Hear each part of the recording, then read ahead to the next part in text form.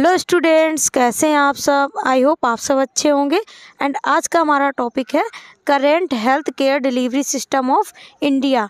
हमारी इंडिया में health care delivery system क्या है प्रेजेंट टाइम में, कैसे कैसे हमें केयर प्रोवाइड होती है, कौन कौन सी पॉलिसीज़ एंड प्रोग्राम कैसे बनता है और हमारे तक कैसे पहुंचता है, सारा कुछ हम डिटेल में देखेंगे। तो वीडियो आपको लास्ट तक देखना है। चैनल पे नए हैं तो चैनल को सब्सक्राइब भी कर लेना है। तो चलिए स्टार्ट करते हैं। सबसे पहले हम पढ़ेंगे इसका introduction. The world health organisation state to any nation health care delivery system comprise the all institution group resources that work to promote, maintain और improve health।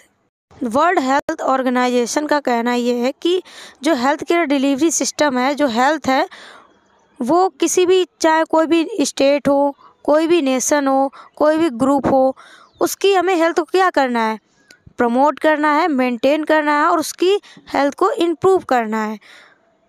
वो the government and private sector, चाहे वो private sector से हो या government sector से, हमें कैसे भी करके उसको हेल्थ केयर देनी है। वो चाहे प्राइवेट सेक्टर से भी ले सकता है या गवर्नमेंट सेक्टर से भी ले सकता है। वो चाहे किसी भी स्टेट का हो, नेशन का हो, किसी भी ग्रुप का हो, किसी भी इंस्टीट्यूशन का हो, उसको क्या करना है, हमें प्रमोट करना है, मेंटेन करना है, उसकी हेल्थ को इम्प्रूव करना है by the private sector and government sector.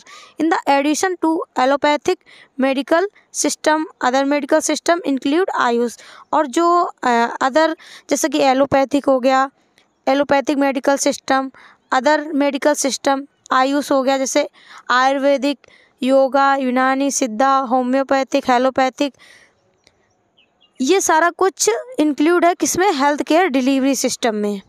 Next हम पढ़ेंगे development of modern health system.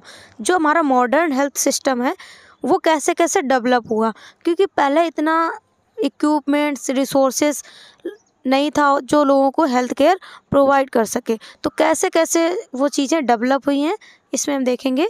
कुछ फेज हैं, 4 से 5 फेज, जिसमें हम देखेंगे किस फेज में कौन सा डेवलपमेंट हुआ, क्या इम्प्रूवमेंट हुआ। Development of modern health system. Health system have excited since the beginning of the structure living of communities. मतलब जब से लोग रह रहे हैं, मतलब कम्युनिटी में जब से लोग रह रहे हैं, तब से क्या है, हेल्थ क्या है उनके लिए इम्पोर्टेंट होता है और वो कैसे हेल्दी रहें। तो वो ये पॉइंट यही बोल रहा है, health system have excited since beginning to structure. मतलब ये स्टार्टिंग का ही स्ट्रक्चर है कि लोग हेल्दी रहें, अच्छे से रहें, प्रिवेंट रहें, क्यूरेटिव रहें। The person initially practising surgery and medicine did so as a family business. पहले लोगों ने जो सर्जरी और मेडिसिन का जो भी प्रोवाइड करते थे, वो एज अ फैमिली बिजनेस के थ्रू, मतलब एज अ बिजनेस के जैसे उनको देते थे, जो भी सर्जरी हुआ, मेडिसिन हुआ। बट क्या हुआ, in the past public hospital and philanthropic organisation offered medical care to the public. मतलब पास्ट में भी पब्लिक हॉस्पिटल थे, वो उनको ऑर्गेनाइजेशन करते थे एंड उनको जो भी मेडिकल केयर थी वो देते थे। The allopathic medical system date back 300 to 400 year when the contemporary aid system development in Europe. यानी कि 300 से 4 साल पहले जो एलोपैथिक था वो यूरोप ने इसको डेवलप किया था लोगों को केयर देने के लिए। इसमें पढ़नी है फेज। फर्स्ट फेज में क्या हुआ, सेकेंड फेज में क्या इम्प्रूवमेंट हुआ, आपका development of modern health system में ही इंक्लूड है। इसमें फेजेस हैं। फर्स्ट फेज में क्या हुआ, the health survey and development committee recommended the 3-tiered health care system that provide preventive, curative health care services to the country. जो health survey and development committee थी, जिसको हम भोर कमेटी भी बोलते हैं, ये कब 1947 to 1983 के बीच में ये फर्स्ट फेज है आपका। इसमें क्या हुआ, जो health survey and development committee थी, जो भोर कमेटी थी, उन्होंने 3-tiered रिकमेंडेड किए थे हेल्थ सिस्टम को, जो क्या कर सके, प्रोवाइड कर सके preventive and curative health care services to the country. जो कंट्री के लोग हैं उनको प्रोवाइड कर सके प्रिवेंटिव, जैसे कोई भी डिजीज़ से कैसे प्रिवेंट रहें, क्यूरेटिव मीन्स अगर कोई डिजीज़ हो गई है तो उसको हम कैसे क्योर करें, ये सर्विसेज उन्होंने कंट्री को दी। किसके through? 3 tired health care system के थ्रू। नेक्स्ट फेज है आपका फेज सेकेंड। ये कब से कब तक का है? 1982 to 2000. The National Health Policy emphasized encouraging private initiative in healthcare services delivery. So the focus of the state policy shifted to primary health care, especially for the rural population. इसमें क्या किया इन्होंने? National health policy emphasise encouraging private, जो national health policy थी इन्होंने encourage किया जो private sector थे उनमें हेल्थ केयर डिलीवरी सिस्टम अच्छे से लोगों को मिल सके, उनको इनकरेज किया प्राइवेट सेक्टर को। So the focus on the state policy, जो स्टेट पॉलिसी थी उसने किस पे फोकस किया? उसको किस में शिफ्ट कर दिया? प्राइमरी हेल्थ केयर में। जो स्टेट पॉलिसी थी उन्होंने शिफ्ट कर दिया प्राइमरी हेल्थ केयर में, जो किसके लिए? रूरल पॉपुलेशन के, स्पेशली रूरल पॉपुलेशन के लिए, वहाँ के लोगों को केयर मिल सके और वो हेल्दी रह सकें। सेकेंड में क्या हुआ?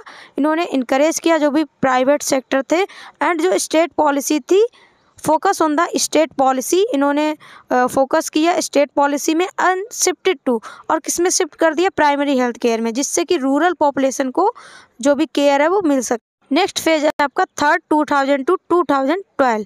इसमें क्या हुआ? Utilising the resources of private health sector and liberalising the insurance market to finance medical expansion was the गोल।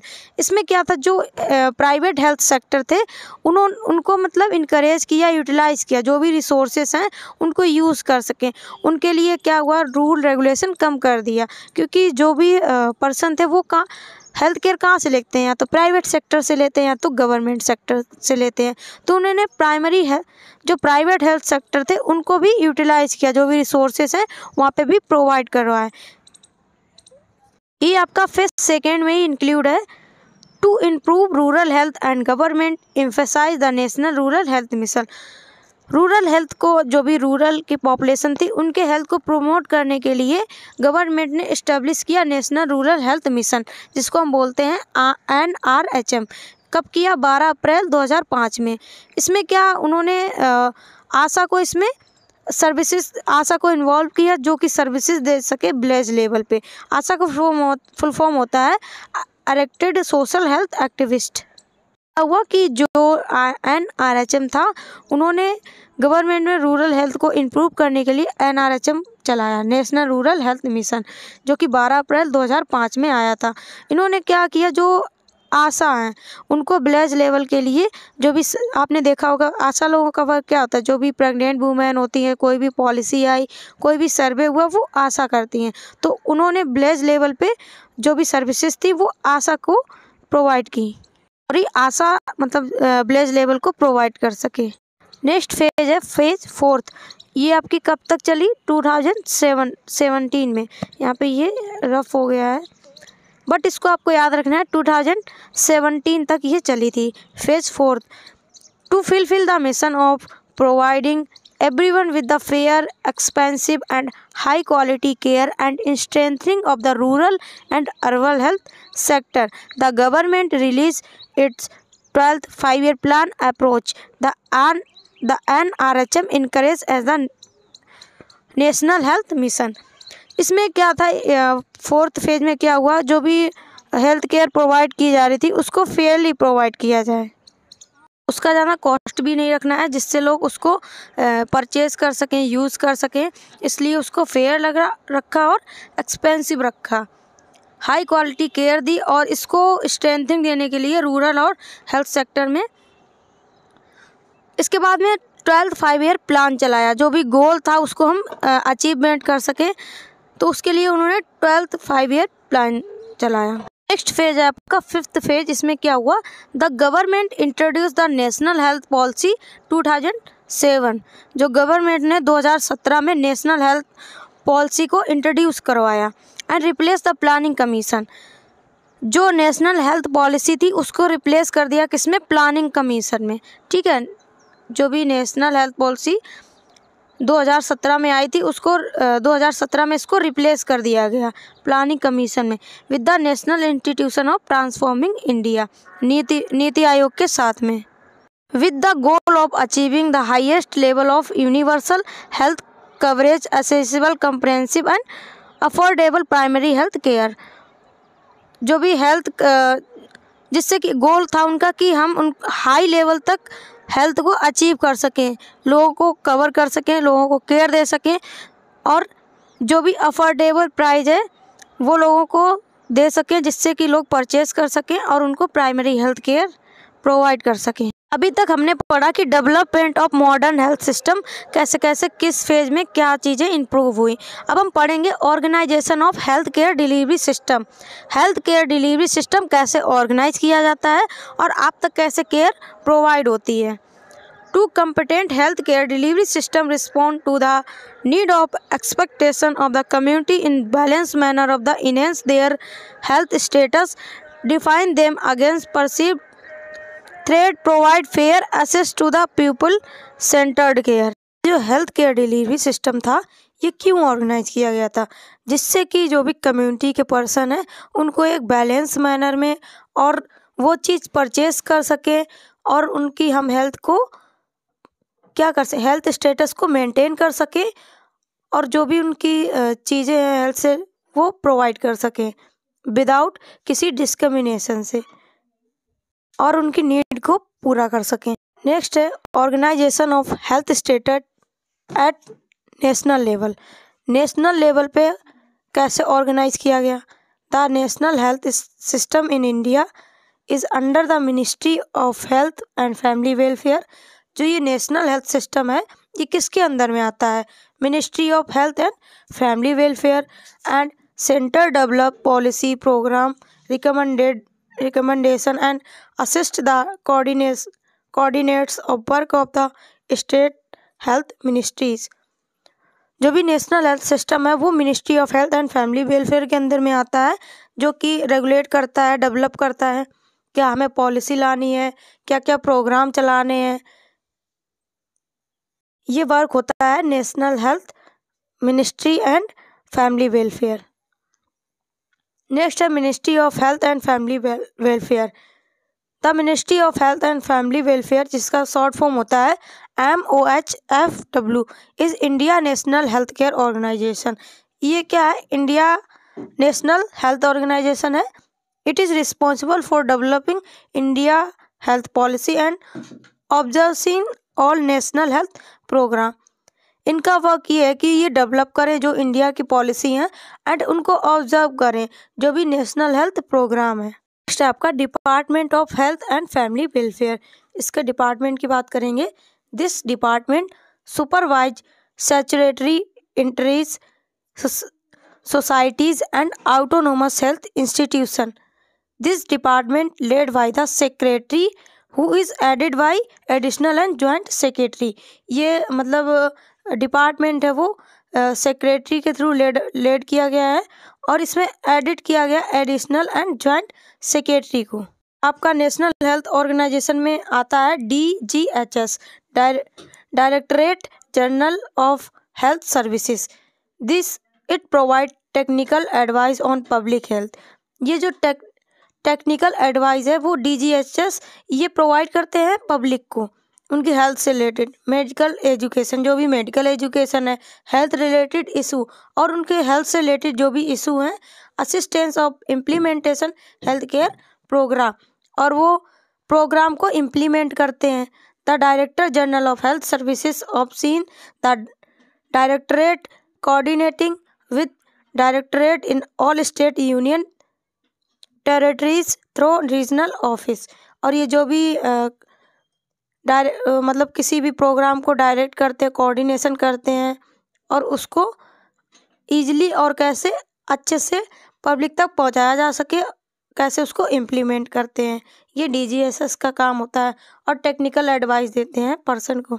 अभी तक हमने देखा था ऑर्गेनाइजेशन ऑफ नेशनल लेवल पे।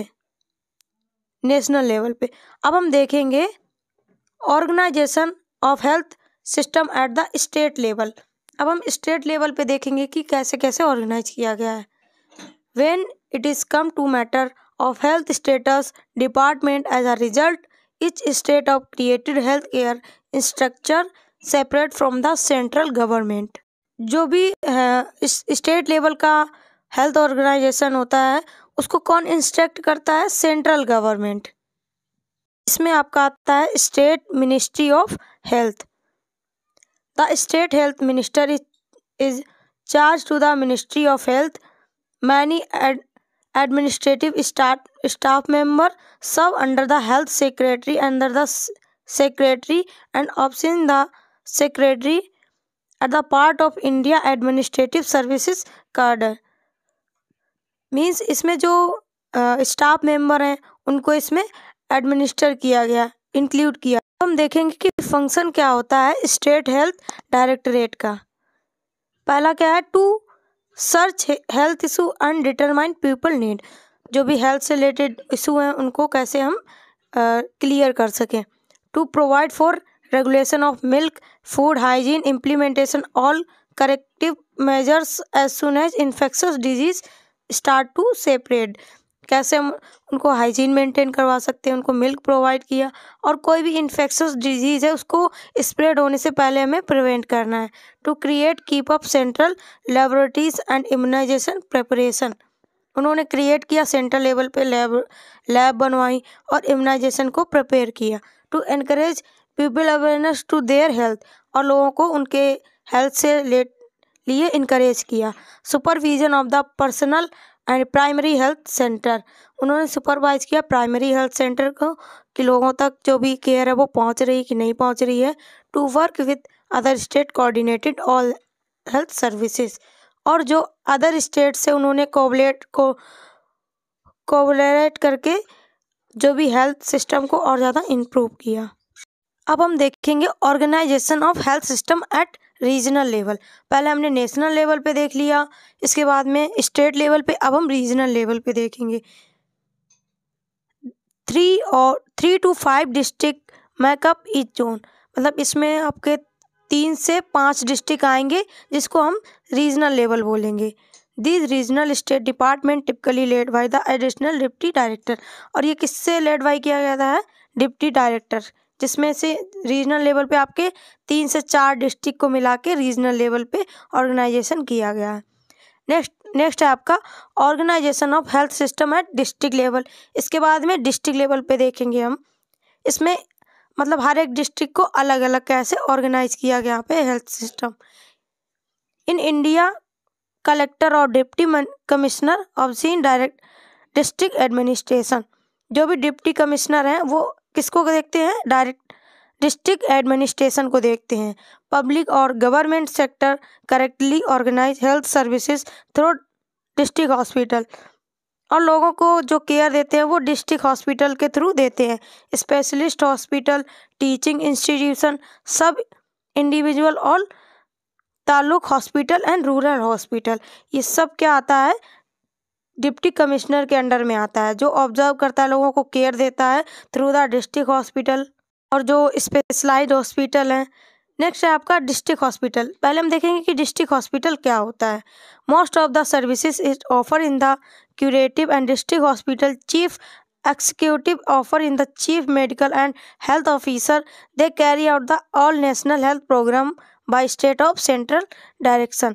और डिस्ट्रिक्ट हॉस्पिटल में सबसे पहले कोई भी प्रोग्राम होता है डिस्ट्रिक्ट हॉस्पिटल में आता है, इसके बाद में लोगों तक वो इंफॉर्मेशन पहुंचाई जाती है। तालुक हॉस्पिटल क्या होता है?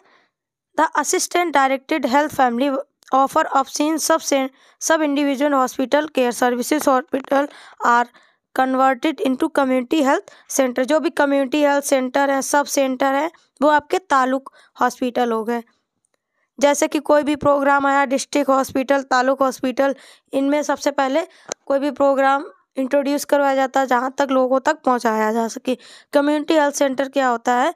ये 18 से 120 मतलब जहाँ पे पॉपुलेशन होगी 80,000 से 120,000 पॉपुलेशन के बीच में आपको एक कम्युनिटी सेंटर देखने को मिलेगा, जिसमें कि बेड होते हैं 30 रूरल हॉस्पिटल के अकॉर्डिंग। नेक्स्ट है आपका प्राइमरी हेल्थ सेंटर, जिसमें से 20,000 से 30,000 लोग, मतलब कि 25 विलेज और 6 सब सेंटर के अंडर में एक प्राइमरी हेल्थ सेंटर आता है। और प्राइमरी हेल्थ सेंटर के बाद में आएगा आपका सब सेंटर। इसमें आपने इसको कम्युनिटी हेल्थ नर्सिंग में बहुत अच्छे से पढ़ा होगा, जो कि इससे सब एज द 4 विलेज को मिला के एक सब सेंटर बनाया जाता है। इसके बाद में 5 से 6 सब सेंटर के अंडर के लिए प्राइमरी हेल्थ सेंटर बनाया जाता है। इसके बाद में कम्युनिटी हेल्थ सेंटर आता है। तो ये था आपका जो भी हेल्थ सिस्टम है, current health system, delivery system of India, जो कि हमने इस वीडियो में बहुत अच्छे से पढ़ा। आई होप वीडियो आपको अच्छा लगा होगा। वीडियो अच्छा लगा तो वीडियो को लाइक करें, चैनल पर नए तो चैनल को सब्सक्राइब करें। Thank you for watching my video. Subscribe for more content.